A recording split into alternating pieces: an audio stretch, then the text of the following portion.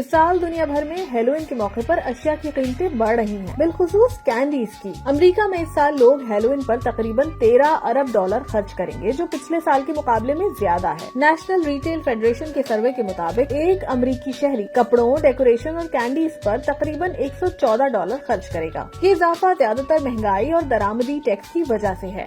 Cocoa, जिससे chocolate तैयार की जाती है, की कीमतों में 2022 के मुकाबले में दुगना इजाफा हो चुका है, जिसकी वजूहात में मगरबी अफ्रीका में फसलों का खराब होना और मौसमियाती तब्दीलियां शामिल हैं। अमेरिका में 80% खरीदारों ने मीठी अशिया की कीमतों में इजाफा महसूस किया है, लेकिन इसके बावजूद खरीदारी में कमी नहीं आई। और ये महंगाई सिर्फ अमेरिका में ही नहीं, अब हेलोवीन का त्योहार आलमी सतह पर एक कारोबारी मौका बन चुका है। इस साल यूरोप में हेलोवीन पर 2 अरब यूरो से ज्यादा खर्च होने की तवक्को है, जबकि सिर्फ जर्मनी में 520 मिलियन यूरो की हेलोवीन सेल्स मुतवक्का है। हेलोवीन का आलमी कारोबार पहले से कहीं ज्यादा बड़ा हो चुका है, लेकिन हर गुजरते साल के साथ इसमें महंगाई देखने में आ रही है।